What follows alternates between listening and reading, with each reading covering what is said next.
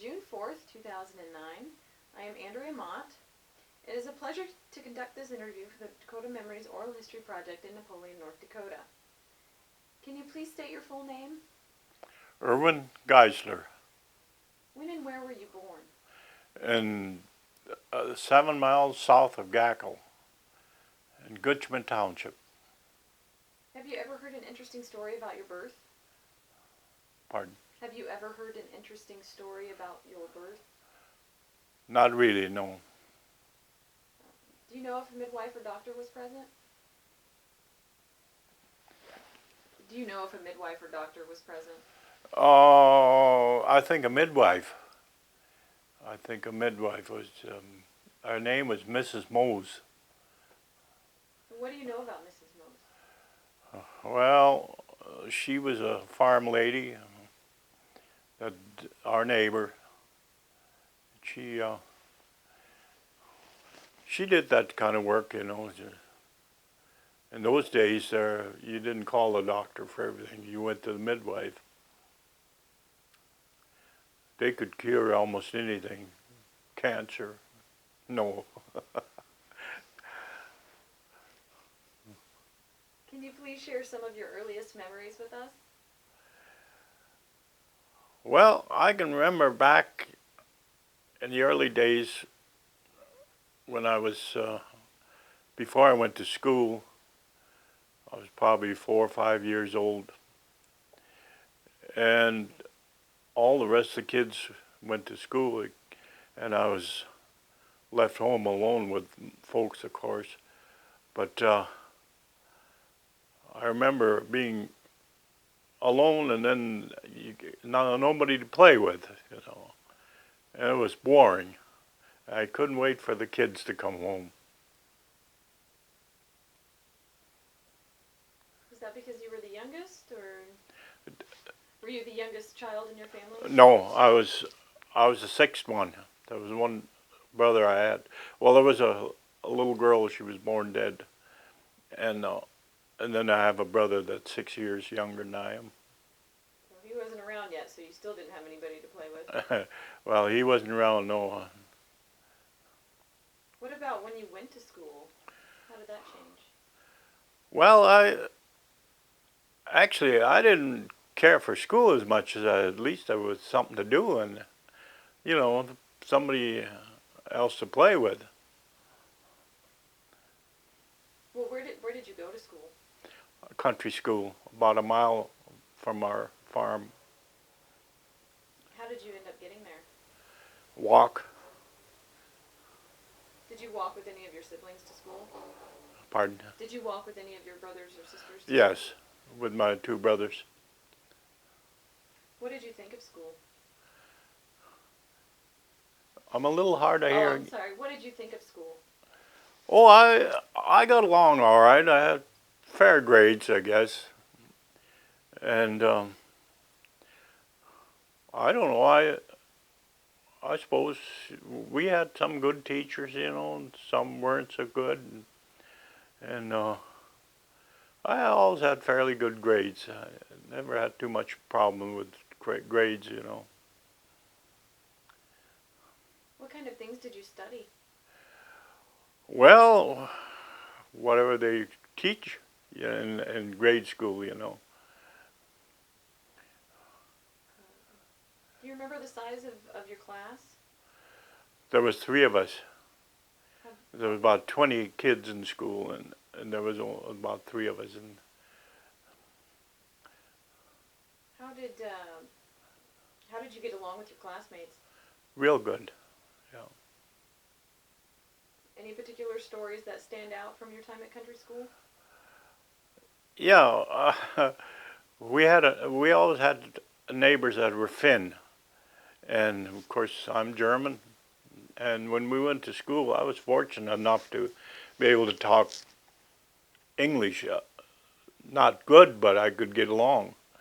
And this little Finn boy, he started school with me, and he couldn't talk English at all.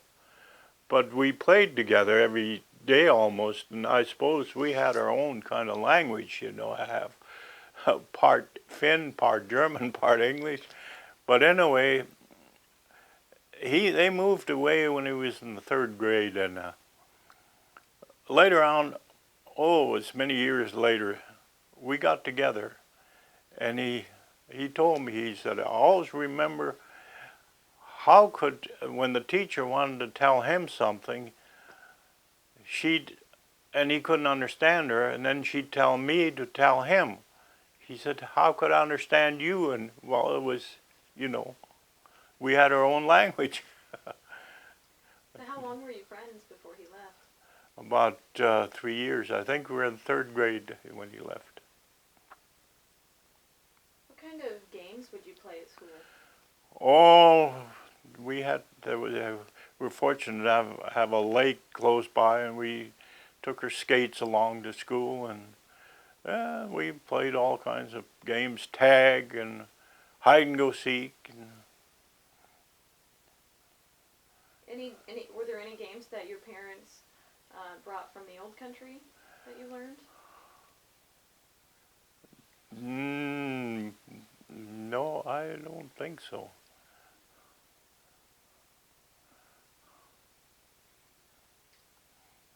Well, at times, did you ever have to stay at home to help out with the work?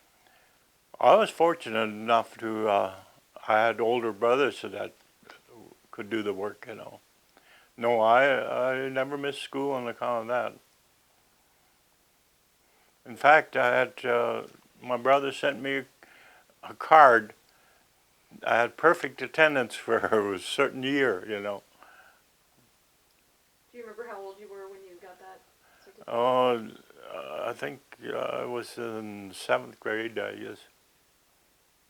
Now, after you finished country school, where did you then go to school? That was it. That was it? Country school Yeah. was it? Yeah, I went to CCC Camp then. Well, I worked on the farm, had to help out on the farm, and then I went to CCC Camp. Then after that, I went to service. Can you describe the CC Camp a little bit for us? That was started when Roosevelt was president, and that was during the Depression time, and we got $30 a month, and 25 was sent home, and $5 we got to keep. That was for a month. But of course, in those days, you could buy a candy bar for 3 cents, and milk in a candy bar, I think, was 11 cents, quart of milk and a candy bar, and that was a treat. How often would you do that? Not very often. And then the work we did there was, I was stationed at Kramer, North Dakota. That's up by, maybe you're acquainted with, up there by the Chores River. They have it's a wildlife reserve, and we had to put a fence around there. The government put a fence around there because this is government-owned land. And we put up about 200 miles of fence that winter. I was in 6 months. What was that like? Cold. Very cold. We didn't have to go out if it was more than 20 below zero. What kind of clothing would you wear for your job? We didn't have too much. We had these long johns, called them. And I had a pair of, they gave us, I think they were used clothes. And I had a pair of corduroy pants and sweatshirt, of course, and then the navy jacket and one of those big ear-lap caps. And that's about it. And of course, gloves. Where would you live? Pardon? Where did you live? Was it in a barracks or barracks or anything like that? Yeah, they had barracks, yeah. Well, the barracks were warm. They had 2 big stoves in there. What did it look like inside? Well, it wasn't like this. It was just plain, just like a barn. you know, rafters and the 2x4 sidings, and it was just a temporary deal, you know. What about food? Did they? Food there a was mess very hall? good. Can you describe some of it? Well, it was mostly a lot of potatoes, of course, and meat, vegetables, well balanced meals. But we were all so hungry, we ate everything they put in front of us. You know, being outside all day long in that cold weather, and then you come home, and of course they brought us some sandwiches. Because I don't know, them sandwiches they didn't stick around too long. How many other men were there while you were at I that think there camp? was a few over 100. I don't know how many over 100. Did you get along with them pretty well? Oh yeah, yeah, yes. I never had any trouble. We had a rule: if you got in trouble, you had to put the boxing gloves on, and after supper, go to the rec room and have it out. Were you ever one of those? No, no. Did you ever watch? Oh yeah. What was that like? Oh, it's okay. Where would they do the boxing? In the rec room, we had a rec room. Yeah. What else did you do in the rec room?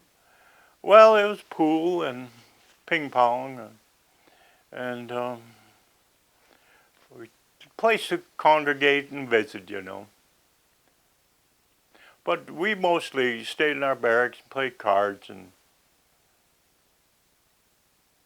What kind of card games would you play? whist mostly. Now, when you were in the CC, was the only thing you did was that the fencing, or what other jobs Well, did then you do? later on, I took a class in biology, and then we got to in the spring of the year, they took us out to count duck eggs and pheasant eggs and feed the pheasants. And we got to ride around the country in the back of a old pickup. What was that like? That was better than going out fencing. How long did you have that particular job? Oh, about a month, and then I had to go home. My time was up. I had to go home and do spring work, you know. Can you describe some of the work you would do back home? Well, on the farm you did almost everything. You plowed and seeded, make hay, you know, and all that stuff. Milk cows. Can you describe a typical spring on the farm? Well, it was gotta get up early in the morning. My mother made sure we got up early and got out there. You had to feed the horses and harness them, and there's a lot of horses to feed and harness, about 15 of them usually, and clean the barns, milk the cows, feed the calves, feed the chickens, feed the pigs.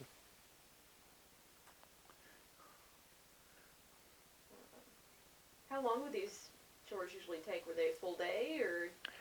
No, we usually did the chores in the morning before breakfast, and then we had to go out in the field. Boy, and that stack of pancakes that Mom made while we were doing chores, that vanished fast when we got in there. 7 kids, you know. What kind of other meals would your mother make that you remember? Oh, mostly she made out of dough. And those days, you know, there was hard times, depression, you know. And she made a lot of things out of dough. Knipfel and strudels and Käseknipfel and of course we did our own butchering, and so we always had enough meat on hand, chickens, you know, eggs. Can you describe the butchering process? Well, took the old 22 and went down there and shot a pig. And then you took her and hung them up in the barn and degutted them and then cut them up, and rendered the lard and made sausage and smoked the hams and all that. What about any other animals? You mentioned chickens as well? Yeah, we had a lot of chickens, and eggs. Because a fast meal was go out and catch a chicken, and then butcher the chicken. What about cattle? We didn't have too many cattle. We just had cows, milk cows. But we didn't have stock cows. How many milking cows do you remember? We usually had around 15 of them. And we milked them by hand. How long would that take? Oh, about an hour. An hour of course, per cow or an hour no, for all the cows? No, because there was usually around 3-4 kids, milking, so it didn't take too long. Now, milking was obviously a chore that you had on the I farm. hated milking. What other chores did you have that you weren't too fond of? All of them. Can you describe them all a little bit? Well, there was cleaning barn, and hauling hay, and it was all hard work. What was the process you went through to clean the barn? Can you kind of describe what you did? Well, you take the old pitchfork and the wagon was parked in front of the barn, and then we had to carry the manure and throw it on the wagon, and then haul it away. How about the hay hauling? How long did that usually take?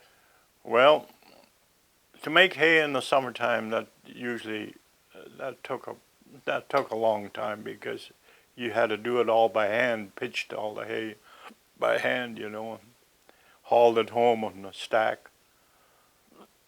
And my job mostly was raking hay and mowing. What kind of machines would you use for that? Well, you use a mower and a rake. What other kinds of machines did you have on the farm? Well, we had plow, a drill, a binder, header.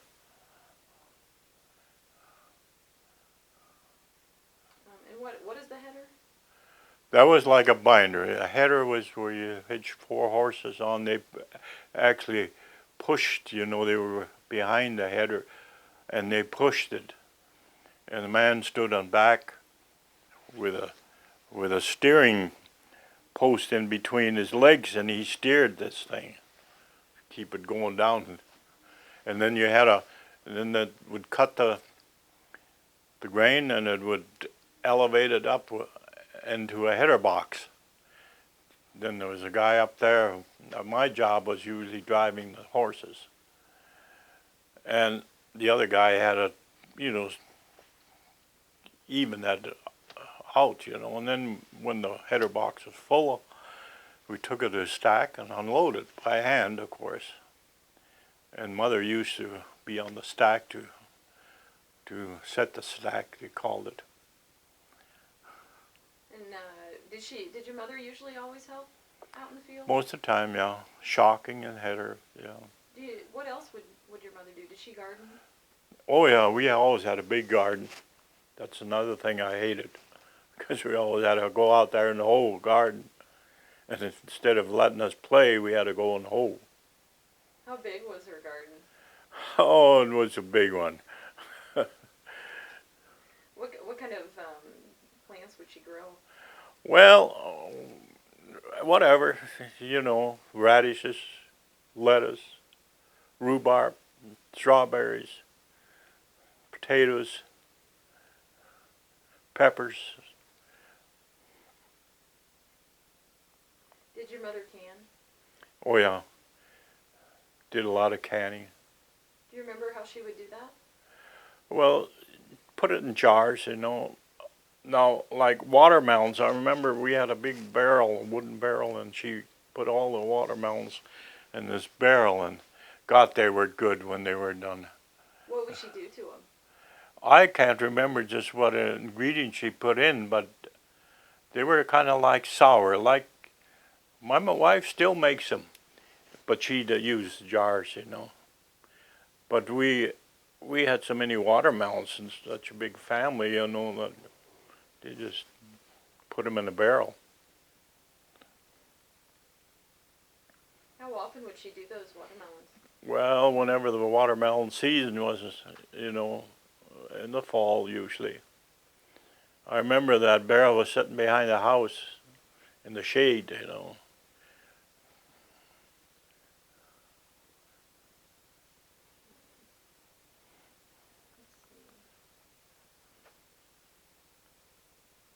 And what did the farmhouse look like that you grew up in? We had a one bedroom house downstairs, and then we had upstairs, 2 bedrooms upstairs, and of course no bathrooms. So where was the outhouse? That was out and back. What was it like going to the outhouse maybe in the middle of winter? What would you do then? Well, you know, in the wintertime, like my sisters and mother, they had a slop jar, they called it.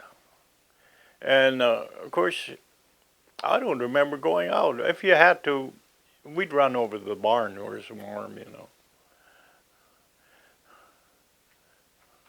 Did you and your brothers and sisters, did you all share a room?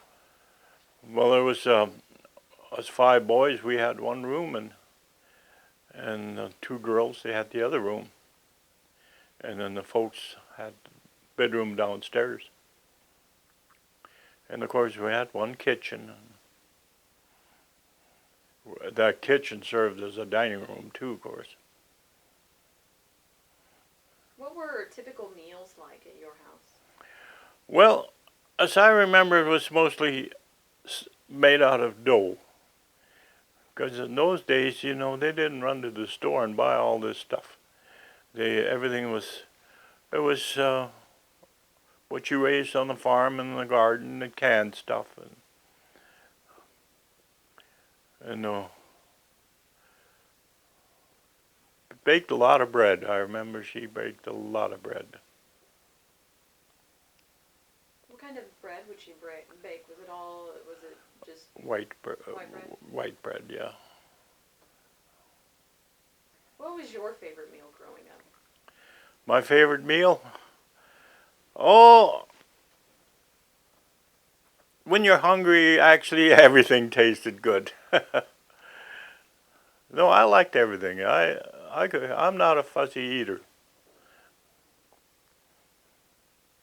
I guess that's because we had such bad food in the army that I can eat almost anything. When did you enter the army? In 1942. Were you drafted? Yes. Can you describe that a little bit? How that worked? Well, you mean the draft? Well, when you got to be 18 years old, you actually, they automatically called you to serve, you know. And so we had to report to the induction station in Fort Snelling. And that's... What kind of training did you get at Fort Snelling? Pardon? What kind of training did you have? Well, that was just a camp where they placed you. They give you a physical. They give you a physical and then exams and what do they call that exam where they test your... I can't remember anymore, but anyway, that's all that stuff, you know, and then they placed you. I was sent to Camp Pickett, Virginia for my basic training, 6-week basic training. describe basic training a little bit? Well, they teach you everything you learn in the Army, pretty much. It was, of course, I was fortunate. Being I spent time in the CCC Camp, pretty much like the Army. We learned how to make the bed. It was pretty much Army life. We walked, guard duty and KP and all that stuff, so it was nothing new to me. But then we did a lot of it was classroom training, and of course, rifle range and marching, a lot of marching and calisthenics and stuff like that. What kind of rifles did you use? When I first got in, we were so short of rifles that we carried 2x4s made into a rifle. That's what we walked guard with. Of course, there was no enemies around to kill the rats. And then later on, they gave us that old Stephen rifle. I think it was a World War I rifle. And that's what we used to train with first, and then later on in the M1. And then when we went overseas, it was, let's see, when we went over, we had M1s. But then we got these little submachine little guns, what they call them, M3s, whatever it was. I forget a lot of this stuff. And when did you go overseas? And let me get the, no I can't. In 1943. And where did you go? New Guinea. And I looked at my discharge. It took us 1 month and 11 days to go. We were on the ship. What was that like for you? Like a prison. I see now how those slaves must have felt when they came over. We were they converted this Dutch merchant ship into a troop ship, and they only had one head. You know what a head is? That was in the front of the ship. We were in the hold next to it. And all those guys from back there that were seasick came through, and some didn't make it to the... And boy, I tell you, I never in my life spent such a miserable journey in all my life. It was so hot because, we took off from Oregon, then we sailed down to Miami and took on supplies, I suppose. We were there. And then they had a zigzag to avoid getting hit by the Japanese submarines, And so we were close to the equator most of this time, and it got hot. It got so hot you couldn't go up on deck in the daytame. And at night they'd let us go up for a few minutes and then down for safety reasons, I guess. And these little holes they had in the side of the ship, they didn't let much air in there. It was miserable. What were the rooms like on the ship? Well, there was 4 bunks, and they were about this far apart, and you had to squeeze to get in there. Everything was miserable, I'll tell you. Do you remember about how many troops were on that particular ship? I don't really know, but our company, where you had 121 men, and we all fit in that little room there. Because there was 4 beds in each, and the walls was all, beds all along the walls, and then they had down the middle, and just a little space to walk.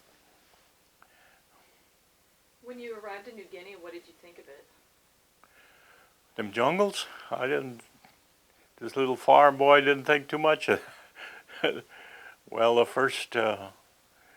when we first got there, we were met by natives.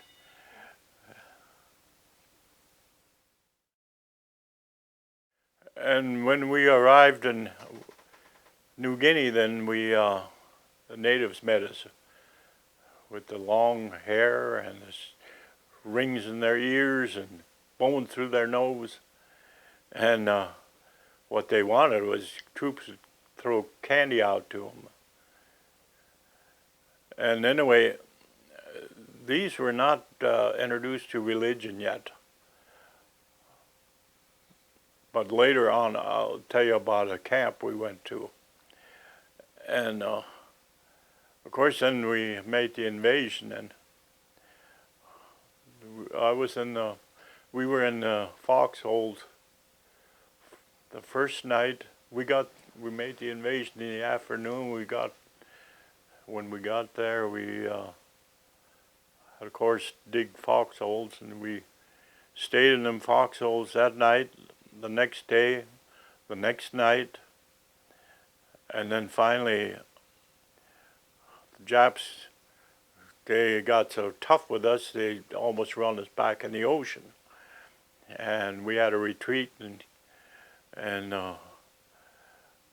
but we were lucky. The Australian army came and invaded from the south and took the pressure off us. And it took another couple of days in the foxholes, and then we were finally allowed to come out and sleep on bunks and in tents, pup tents. And so it was pretty tough.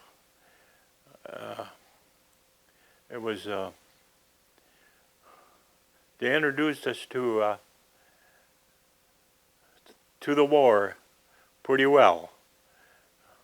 They said, I remember they gave us a pep talk before we got off the ship, and they said, don't take any prisoners, because Pearl Harbor was fresh in their mind yet. And for every prisoner you take, it ties up about 7 other people, of our own, to guard them and all that, feed them. And we didn't take it. I never saw a prisoner till we got to Luzon, Philippines. There of course, they surrendered, and we saw a lot of them there.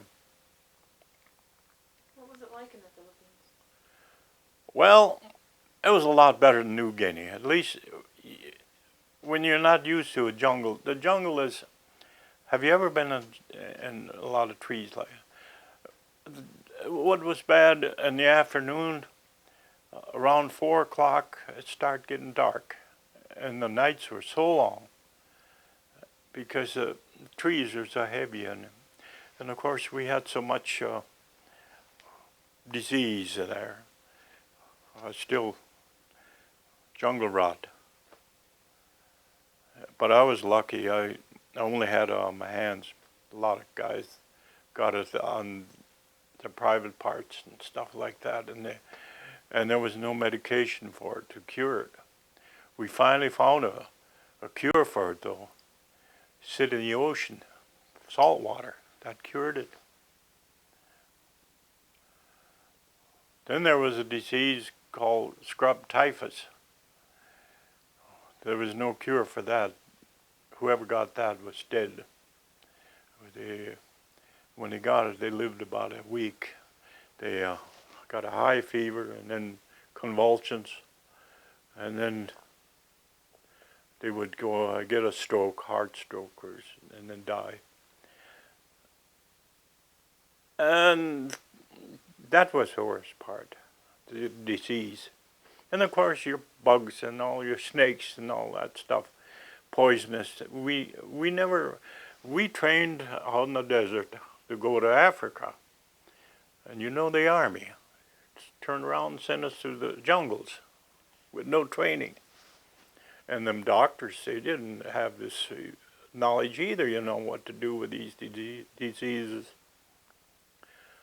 Penicillin just came out in 1942, and that was supposed to be a miracle drug. That didn't do nothing. Not for these jungle diseases. But I was fortunate. I only had jungle rot, and I had a little touch of malaria. But otherwise, I never got wounded or anything. Shot at, but never wounded.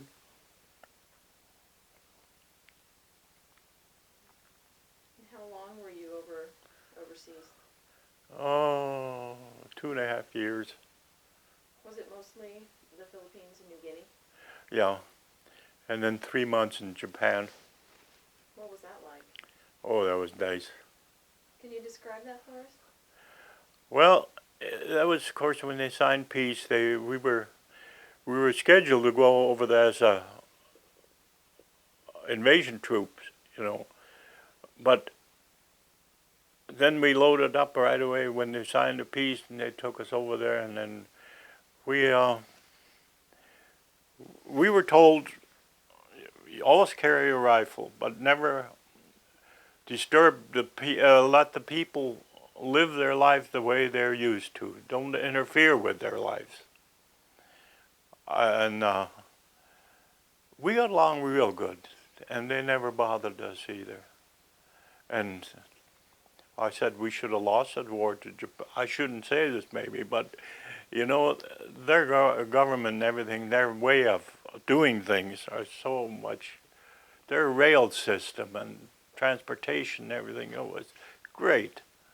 We got all over the island and trains, their rails, trains, and we're stationed near Osaka. That's about as big as Chicago. And of course it was bombed out so much, they dropped the bomb in Hiroshima. I saw that, but only from a distance because of radiation, So you were on the island when they dropped it? No. You saw it though? Yeah, we saw the destruction of Hiroshima. As I remember, we saw it from a long ways off, but all you could see was just rubble and posts sticking up. We found out later these power posts, they were made of concrete. That's why they didn't burn. See, they were still standing. What did you think of the different cultures you saw while you were in the Army? Well, of course, it's all different, and to get used to it, I didn't like it in the Philippines. It's a poor country, very poor, especially out of the country. And I guess it hasn't changed much. I talked to a Filipino girl down in Las Vegas. She was a waitress at a restaurant, and I asked her if she'd come from the Philippines. She said no, but I go back there once in a while. My relatives are back there. And I told her about the things that when I was over there, and she said it hasn't changed. They still wash their clothes down by the river and pound them on the rock and stuff like that, Very poor country. What about Australia? Actually, we never got off the ship. All we could see from about a mile off, But we got along good with the Australian soldiers. What about your time in New Guinea? What did you think of those cultures? Well, I'll tell you a little story. You got time? Please tell me. After the Australians came in and helped us out, one day, then all we had to do, they set up a perimeter, and all we had to do is pull our guard duty, lay in the foxhole all night. But anyway, things got back to where you can live, and there was a little native boy came into camp. He was probably 10 years old. All he had on was a little shorts, He was all scarred up, and we had a man by the name of Geiszler. He took a liking to this little boy, and they were together all the time. And whoever he called us Joe, and so we called him Little Joe. And one day Gus came to me, and I can always remember this little guy when we gave him something to eat. He'd go by, there was a log that was laying there, and he put his musket on there, and he'd sit for maybe 15 minutes. He wouldn't eat. He just prayed. And one day Gus said, would you like to go to their camp? Little Joe wants to take us to their camp. But we had to go through enemy territory. And I said, no, I don't want to go. And he said, he assured us it'll be safe. Well, we got permission from the company commander, and well, he said, I'll let you go, but take enough ammunition and grenades along, because we're not coming after you if you get in trouble, with the Japs. But the little Joe said, I'll make sure you get there. So 4 of us went, and that was scary. Every once in a while, all he had was a big machete, and he cut the vines so it would go through. And once in a while, I said, whoosh. Boy, that was scary.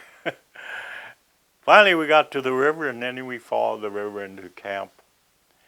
And 2 guys, natives, met us in camp, and they called him the king. That was the leader of their settlement there. And he could talk English real well. He went to school in Australia. And so we had quite a visit with him. And then, this was on Sunday. And then he had his tent up on top of the hill, and there was 4 guards, 1 in each corner. And we asked him why these guards, and he said, well, these natives that are still wild, they come and steal their food and their women. And he said the first thing they do is try to kill the king, and that's why he had them guards. Well, as we were visiting, these people start coming to church, and they had logs laid along the tree. Of course, there was trees there too, but they had logs laying there where they could sit on, And down below, they had a cross made out of trees. The stump of a tree. Anyway, they had a little guy there, native. He spoke in their language, and I don't know. I suppose he had prayer and so. And then they would sing, and the songs were familiar. I'm a Lutheran, and this happened to be a Lutheran missionary that was over there.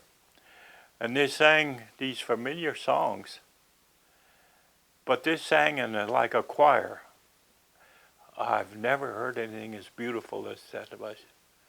Man, could they sing.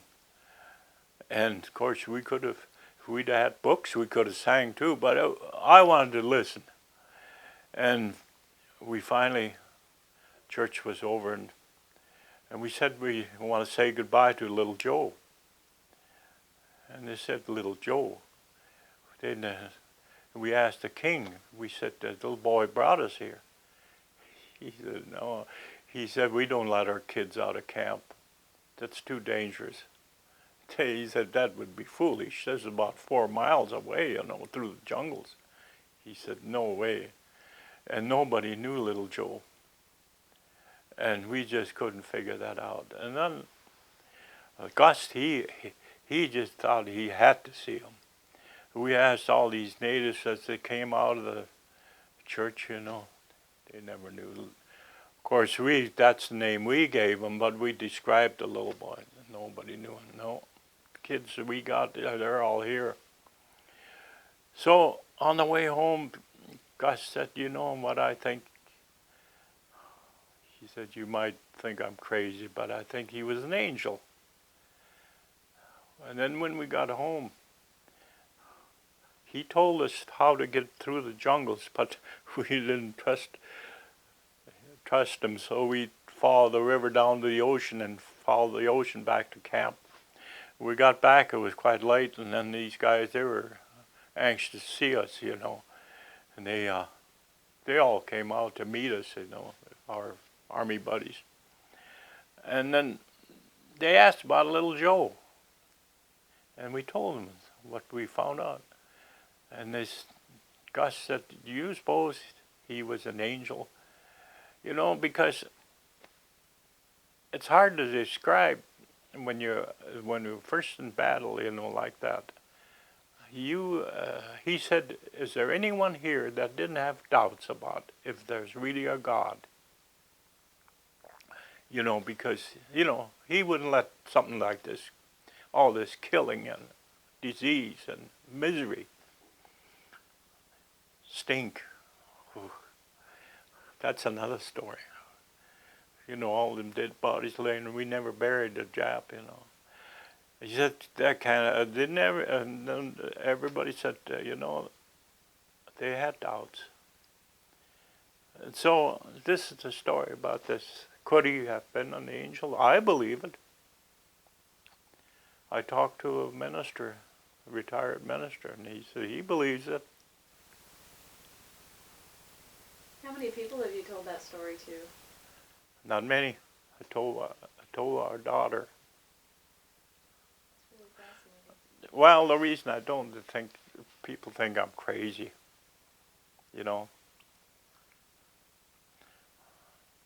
But if they'd have seen the misery and stuff that that occurred, you'd almost have to believe it.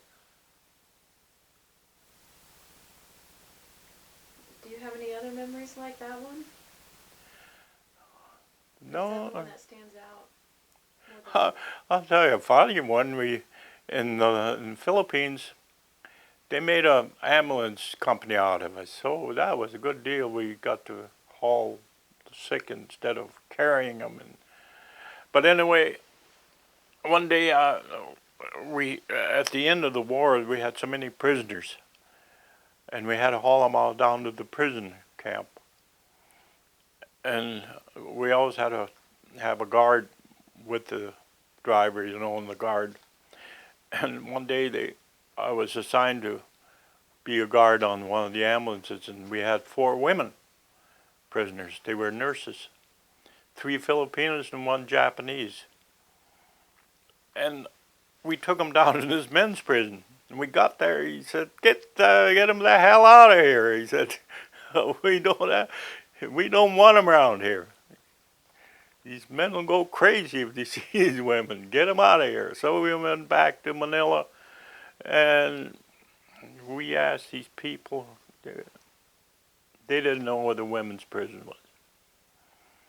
And 3 of them were litter patients, and 1 was a sitting patient. The Japanese nurse was a sitting patient. And this Rusty that was the driver, he was a comical character. He was from Kansas. He said, hell," he said, "I'm getting tired and hungry." He said, "Let's take him down the river and shoot him and go home." And this nurse says, "Well, just where do you want to take us?" And she could talk better English than we would.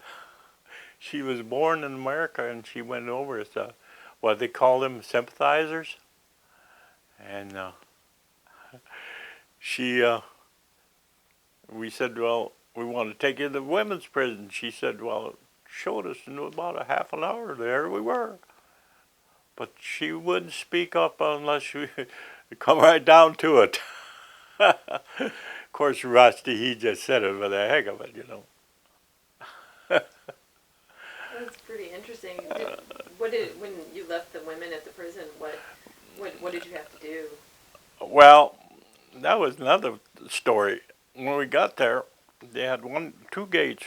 First gate, they told us, these guards told us, "Now when you get in, you don't get out of the ambulance, except I could get out because I had to go in and take the paperwork in.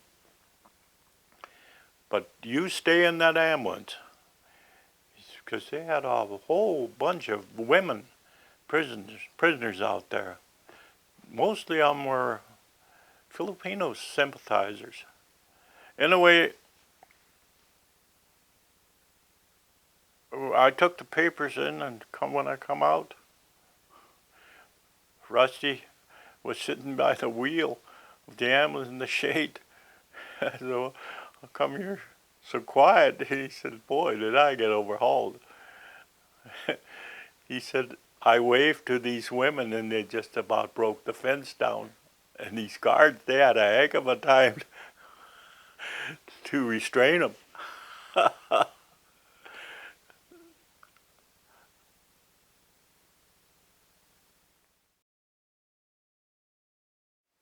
Erwin, can you describe the homestead or farmstead you grew up on? Well, we had a horse barn and a cow barn and a house, and the outhouse, of course, and the chicken barn, and a pig barn. Where was the closest town to your farm? Pardon? Where was the closest town to your farm? Gackle, And how far was that? 7 miles. How often would you go to town?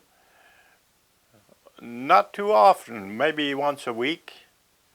The folks would go to town once. We never got to go out till, when we got older.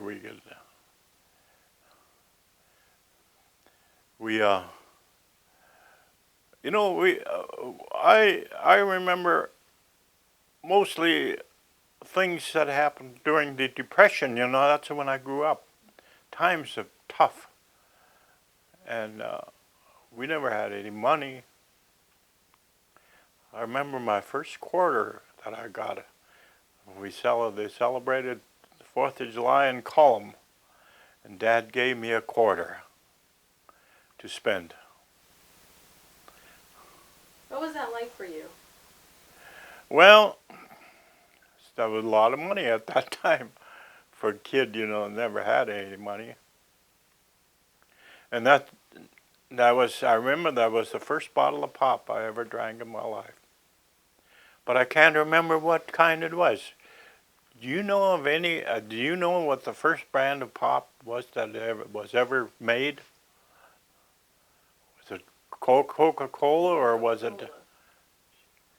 I don't know. I'm not for sure. What did you think about that first bottle of pop? Oh, that was good.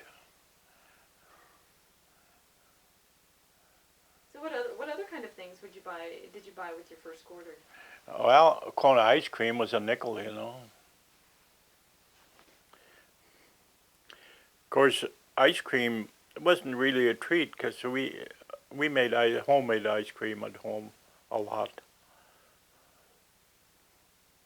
You talked a little bit about the 4th of July. Can you explain what your family would do on the 4th of July? Well, we bought a few firecrackers, and just run around and play like kids do, But I can't remember too much about. I know just one store we went into, and this store man, he said, "Get the hell out of here." He said, "All you kids do is bother me."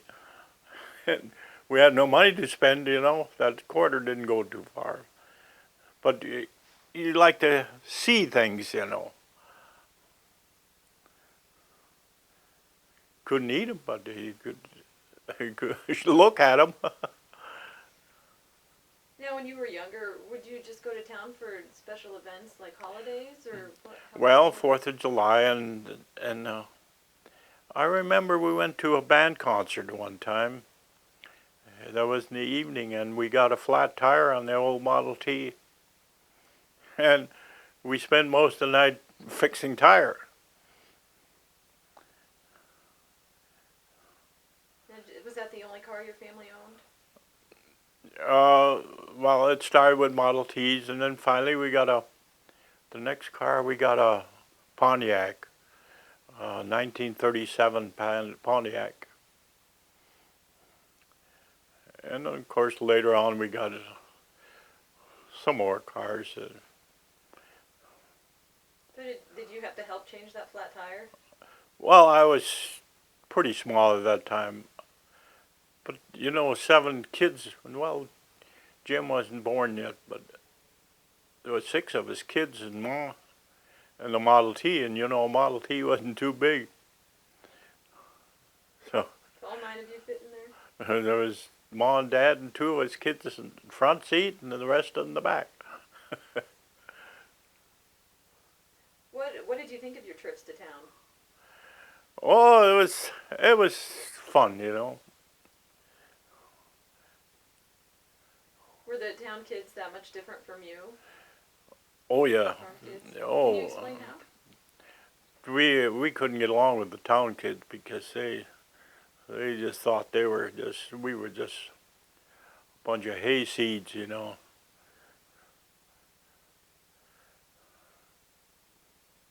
Did you ever go to school in town, or was it just? Yeah, I after went to school? confirmation school in town for 6 weeks. I stayed in town with my aunt. And which aunt was that? My aunt, Mm-hmm. she was Mrs. Chris Geiszler.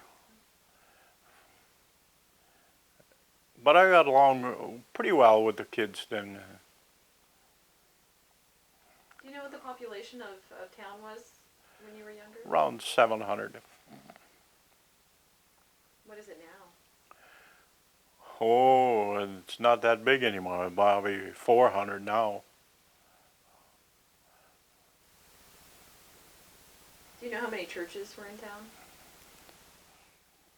I think there was 3 of them: the Baptist, Lutheran, and Congregational. And what was the name of your church? Lutheran Church, Manual Lutheran Church. And how often would you attend church? Every Sunday. Oh, my mother made sure we went to church. What were the services like? Well, we had a minister that served for 4 churches, so he would come once a month, and if there was baptism, and of course communion, and then the 3 other Sundays my dad had service. He was well educated in German. He could read, and in fact well, that's another story. When he was the youngest in his family, and he had a heart condition and he couldn't work. And so they sent him to school, and when he got through grade school, he still couldn't work. So they went through high school and he still couldn't work. So they said, well, he'll never be a farmer. So they're going to make a minister out of him. So they sent him to college, to seminar for 2 years. And he never told us this, but his sister, my aunt, told us this. And and that's why he knew the Bible so well and everything. He could read German real well and read and write German. Was German the primary language in your home growing up? Yes. Yeah. How long was it before you spoke English?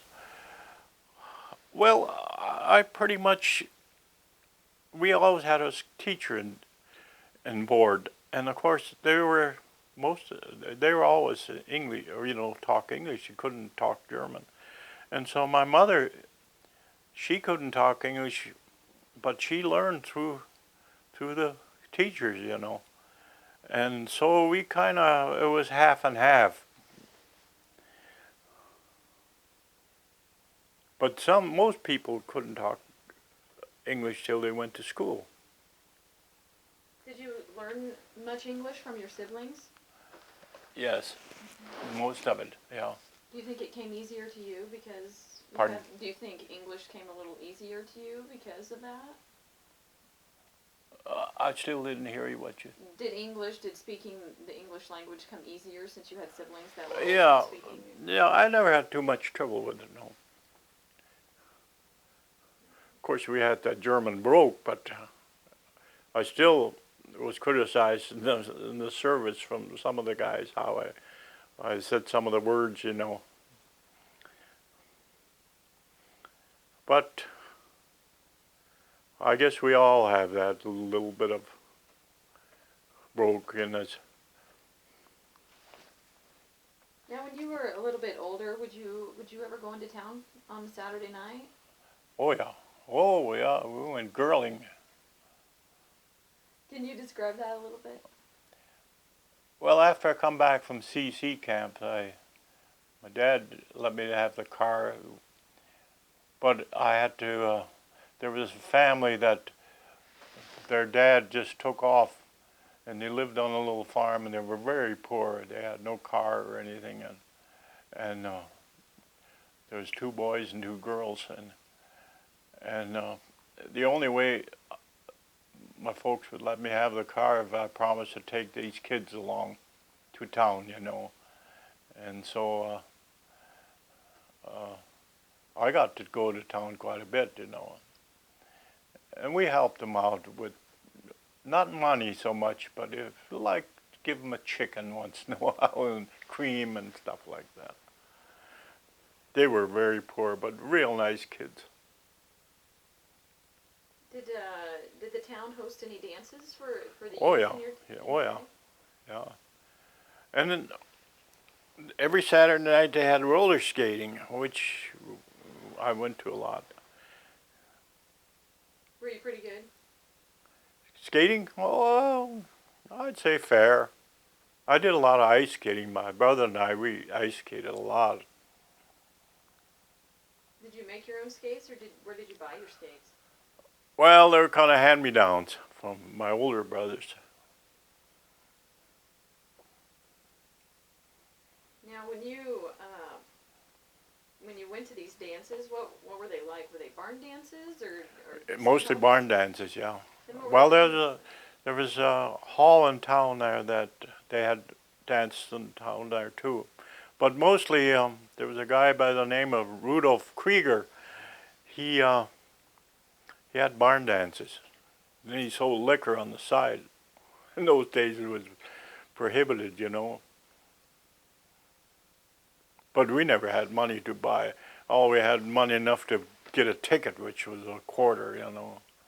Couldn't even buy the girlfriend her ticket because she didn't have the money.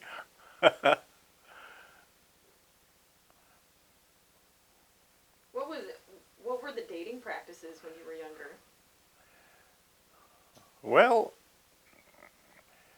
we went to shows. They had shows sometimes, and went to dances, What kind of shows? movies.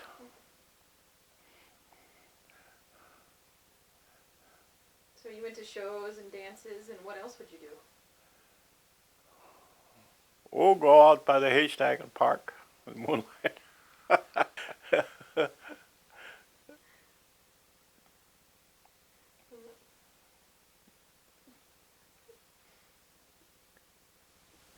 Did you meet your wife in town?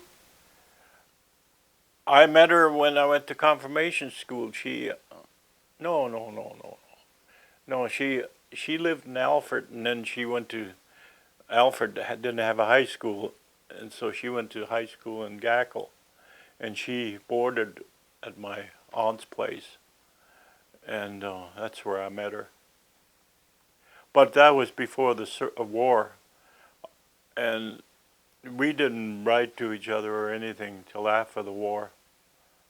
When I came home, there were so many veterans before I came home that, you know, they picked all the good ones. When, when I came home, there was a slim pickings, you know. So I had to go to Alfred. And she said she was the last one in Alfred. That's just a little town, you know.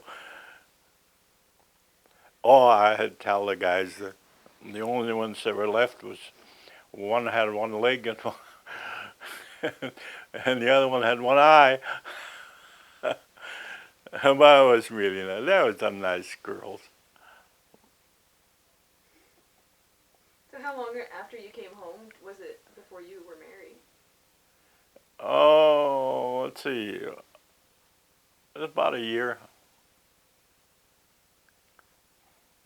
My brother and I, we got married at the same time.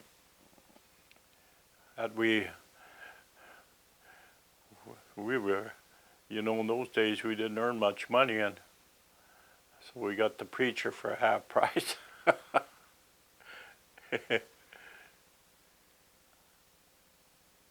was a typical wedding like? My dad was very sick, and he was home in bed, bedridden, and so we had services right there in the house. We didn't have a wedding. So it was a simple ceremony. Yeah, and had a supper, and invited a few friends over the house. What about a honeymoon? Did you do anything special for your honeymoon? No, not right away. We went to Yellowstone, about a year later. That was our honeymoon. What did you think of it? Yellowstone? Mm-hmm. Oh, first time when you see something like that, it's nice. Yeah. Of course, I was halfway around the world, so you see a lot of many things that really impressed me. I remember my brother writing me a letter, and he said, "How does it feel to be standing on your head? Because Australia is built down below." So were you able to talk about the things you had seen as far as landscapes and the cultures you'd encountered? Were you able to talk about some of that with your family? Oh yeah, yeah, yeah. I just didn't. I just didn't like to talk about killing, and so.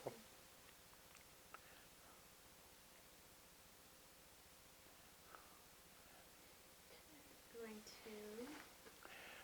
You hear so many stories. I hear them around the coffee table, especially this one guy. God, I don't know what I was doing in the service. We could have just sent him. He killed most of the enemy. And it's a lie. I was County Veteran Service officer. I know what records he got. I got his records,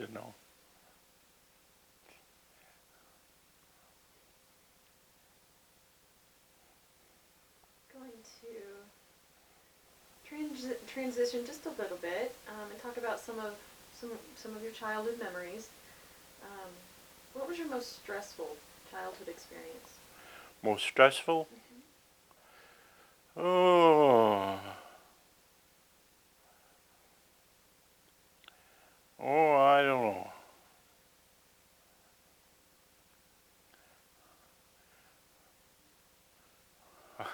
know. I guess it was the work, because I was always small for my age. And my brother that was 2 years older than I was always quite a bit smaller than he was. Then I went to CCC Camp. I was 18. And when I come home, I was taller than he was. I grew up. I must have grew 4 inches in that time, And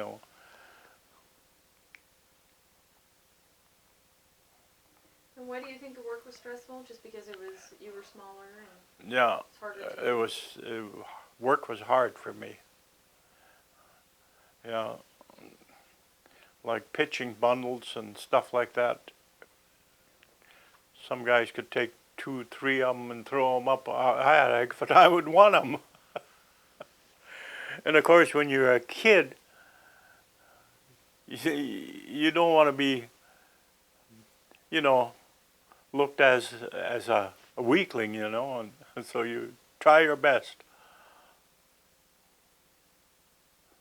Well, what was your happiest childhood memory? Well, I don't know. I guess the family. We had a good family life. We had. I would say that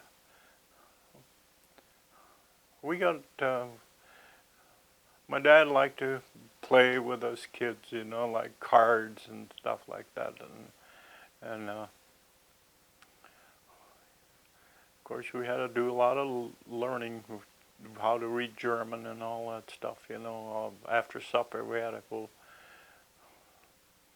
sit and my dad liked to read so well, and I think that was the worst job was getting us to read, you know.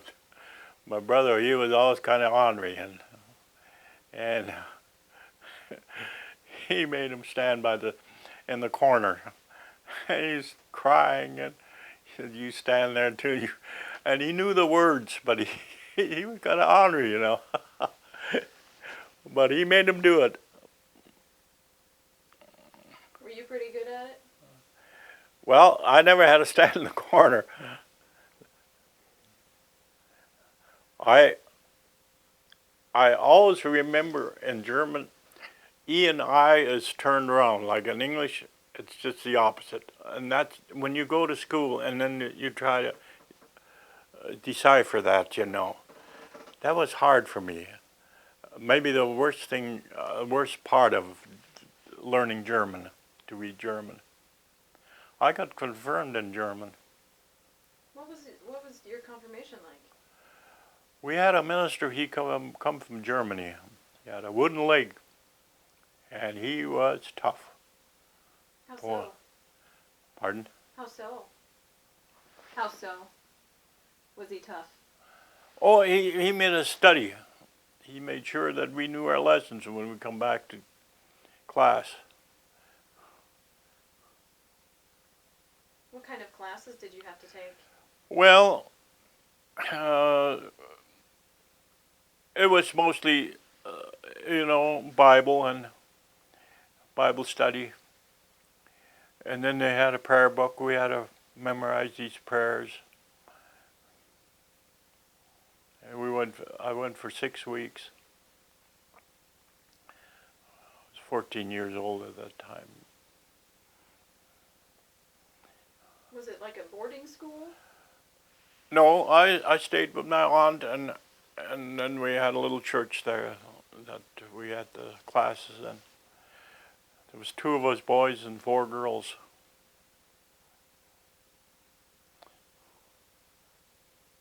Mean, them girls were so mean. How were they mean? Hell, I guess we had it coming. They sat in front of us, and these chairs had a crack in them, and we put stick pins in our shoes. And finally, the preacher, he figured it out, and then he made us sit in front and the girls in back. And oh man, did they pay us back? Man, oh man. How did they pay you back? Same thing with stick pins. And he never said a word. I suppose he figured you had it coming. And this other guy, he got so goosey, you just touch him and he'd jump.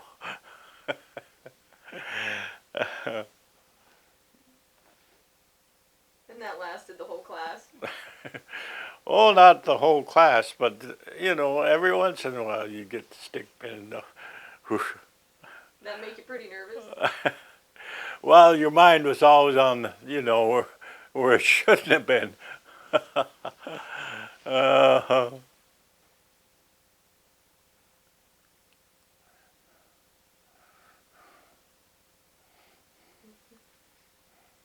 What was the most adventurous thing you did in your childhood?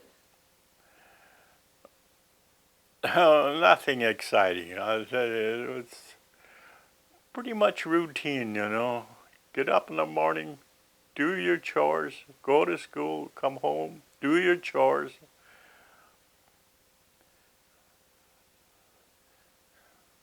Did you ever get in trouble for anything that you did that you shouldn't have been doing? I was a good boy. No, you know how kids are. My brother and I, he was 2 years older. He was kind of the instigator, and so he mostly always got the blame for it too, or I'd blame him for it. What kind of things would you get in trouble with when you were with your brother? Oh, we hitched up a cow one time on the wagon. Wow, we tried to. I'll let you read that if you want to read that. I've got it in my history. Can you describe that a little bit? Well, we were we had to clean the barn, and my two older brothers were out in the field, and we had to. Our job was clean the barn, horse barn, and put the feed and the hay in the manger. And we got done feeding, or cleaning the barn, and the wagon was full of manure, and it was sitting there, and the cows were eating hay around there, and scattered around. And we got talking how much a cow could pull, if we'd harness her up. And so my brother, he got the idea, let's hitch her up to the wagon, see if she can pull that load of manure. So we got her in the barn, we tied her up, and put the harness on her. She was a tame old black cow. And then we put a rope on her on the eveners. And my brother says, now when I get ready, he says, you untie the cow, and when she nonchalantly walks by, I'll tie the rope to the wagon. Well, that cow wasn't used to a harness. When I untied her, boy, she took off out the barn, and there we were. Now the cow's got harness on her. Boy, did we run till we had that cow. And then she finally got hooked on something, and I can't remember what, but anyway, with that harness on, she got hooked, and we got her stopped. You got the harness off. And one time we had that 37 Pontiac, had wooden wheels, and folks came home from town, and my brother, he liked to drive that car. So he said, asked Dad if he could take it and put it in the shed. And that was about 2 blocks from, and Dad said, go ahead and put it in the shed. So instead of putting it in the shed, he says, I'll take you on the scenic route. He took me around the haystack a couple of times and took the corner too short and broke the wheel. There we were. We didn't know what to do. Finally, well, we got to tell Dad. And Dad didn't even get mad. I think he had that all figured out. You boys, they're going to go for a ride. He expected it. So we didn't get a licking for that one. But you did for other things, huh? Oh, yeah. No, we never got beat up too bad. My dad, he gave us a talking to, but I think that made more sense than...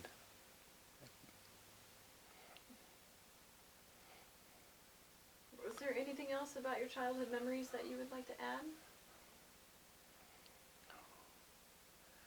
Oh, no, pretty much routine, everything.